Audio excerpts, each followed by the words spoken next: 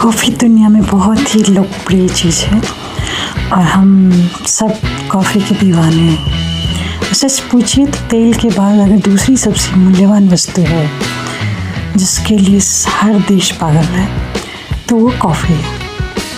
इसका प्रोडक्शन हम देखते हैं वियतनाम में होता है, ब्राज़ील में होता है, भारत में है और बहुत महत्वपूर्ण योगदान है भारत का। ग्लोबल इकनॉमी का एक बहुत इम्पोर्टेंट पार्ट है कॉफ़ी और बहुत लोगों को, करोड़ों लोगों को रोज़गार भी देता है। एक्चुअली कॉफ़ी और कैफ़े जो है वो हमारे कल्चर का, डेली लाइफ का पार्ट बन चुकी है, जिसका स्वाद और खुशबू जो है हर संस्कृति में पसंद की जाती है। इसलिए आज कॉफ़ी के बारे में ही बात करते हैं, इसका ग्लोबल प्रोडक्शन देखते हैं, इसका जियोग्राफिकल डिस्ट्रीब्यूशन देखते हैं। तो ब्राज़ील जो है वो कॉफ़ी का सबसे बड़ा उत्पादन है और इसके बाद वियतनाम और कोलंबिया, फिर इंडोनेशिया।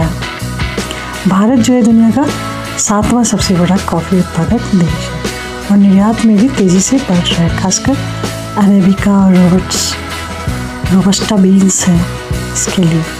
सभी महाद्वीपों में इसको पसंद किया जाता है और लाखों लोगों के लिए एक महत्वपूर्ण आर्थिक और सामाजिक पेय है। मतलब कोई भी कंट्री ऐसा नहीं है जहाँ पे कॉफ़ी जो है पॉपुलर ना हो। कल्चरल और इकोनॉमिक इम्पोर्टेंस अगर देखें तो बहुत ज़्यादा है और कॉफ़ी का उत्पादन जो है, व्यापार जो है वो डेवलप्ड कंट्रीज से लेकर डेवलपिंग दोनों के लिए बहुत ही महत्वपूर्ण इंजन है। कॉफ़ी शॉप्स जो हैं वो एक सामाजिक मेल जोल के लिए काम की रचनात्मकता के केंद्र बन गए हैं, जिसे पेनी यूनिवर्सिटी भी कह सकते हैं। दैनिक जीवन का इतना बड़ा पार्ट है कि लोग बिना कॉफ़ी पिए तो लोगों का काम ही नहीं चलता है और एकाग्रता में सुधार करने के लिए कैफ़ीन जो है बहुत ज़रूरी मानी जाती है। So most of the people जो लोग हैं वो उनके डे टू डे लाइफ का पार्ट बन गया है कॉफ़ी। भारत में कॉफ़ी जो है मोस्टली साउथ अफ्रीका में, साउदर्न पार्ट में है, दक्षिण भारत में, जिसमें कर्नाटका जो है वो 70% जो है प्रोडक्शन करता है। इसके बाद केरला और तमिलनाडु है। तो ये पूरा का पूरा कॉफ़ी प्रोडक्शन जो है अगर आप पश्चिमी घाट के पहाड़ को देखें तो उसी में स्थित है। यहाँ अरेबिका और रोबस्टा दोनों का कॉफ़ी बीन्स है जो कि काफ़ी ज़्यादा बढ़िया क्वालिटी की है, लेकिन इसका डोमेस्टिक कंजम्पशन भी काफ़ी ज़्यादा है और प्रोडक्शन जितना ज़्यादा है कि वो एक्सपोर्ट भी होता है और यूरोप और रसिया को हम भेजते हैं। 16 दशक में जो बाबा बुदन जो है वो 7 बीज लेके आए थे तस्करी में कॉफ़ी की, मतलब छुपा के लाए थे। उस समय जो है उसको स्मगल करना पड़ा था इनको और तब से लेकर आंध्र प्रदेश, उड़ीसा और पूर्वोत्तर के कई सारे जो गैर पारंपरिक क्षेत्र हैं जहाँ पहले कॉफ़ी नहीं होती थी, वहाँ भी कॉफ़ी धीरे धीरे जो है वो जन जन के मुँह का स्वाद बन गई। इवन जो ट्राइबल लोग हैं उनके लिए भी आजीविका में महत्वपूर्ण भूमिका निभाता है। तो आज के टाइम में सबसे ज़्यादा जो है कर्नाटका, वहाँ भी कोडगु, कुर्ग, चिकमंगलुरु और हासन में सबसे ज़्यादा प्रोडक्शन है। अगर केरला में देखें, केरला जो है वो दूसरा सबसे बड़ा उत्पादक है और यहाँ पे वायनाड और इडुक्की में कॉफ़ी जो है प्रोड्यूस होती है। तमिलनाडु में तीसरा सबसे बड़ा जो है नीलगिरी शेवाराय है जो गैर पारंपरिक क्षेत्र है। आंध्र प्रदेश में अरकू घाटी में और उड़ीसा और पूर्वोत्तर राज्य में भी थोड़ा थोड़ा है।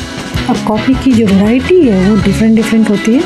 जैसे मैंने पहले बोला अरेबिका है और जिसमें काफ़ी खुशबू होती है और इसकी क्वालिटी बहुत अच्छी होती है और इसको ज़्यादा हाइट वाले क्षेत्र में उगाया जाता है। जबकि रोबस्टा जो है इसकी डिमांड ज़्यादा है और इसमें मिश्रण है, मिक्सअप कर देते हैं इसकी क्वालिटी को और ये कम ऊंचाई वाले क्षेत्रों में रोबस्टा पाए जाते हैं। इस उद्योग की सबसे प्रमुख बात क्या है कि ये जो है वो एक्सपोर्ट ओरिएंटेड है।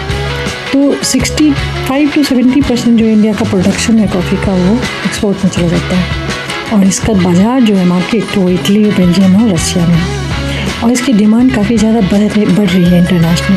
तो दोनों चीज़ें, एक तो डोमेस्टिक कंजम्पशन बढ़ रहा है और ऊपर से अंतर्राष्ट्रीय डिमांड भी बढ़ रही है। सामाजिक और आर्थिक प्रभाव भी है। कॉफ़ी की वजह से जो है कई लोगों की आजीविका जो है डिपेंडेंट है, तो बहुत ज़्यादा इकोनॉमिक इफेक्ट भी पड़ा है।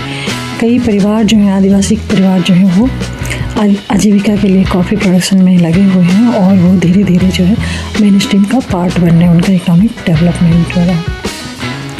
ऐतिहासिक रूप से मैंने बताया जैसे 17वीं शताब्दी में बाबा बुदान इसको लेके आए थे यमन से और आज जो है तमिलनाडु, कर्नाटका और केरला, जिसमें कर्नाटका सबसे आगे है, 96% प्रोडक्शन करते हैं कॉफ़ी का।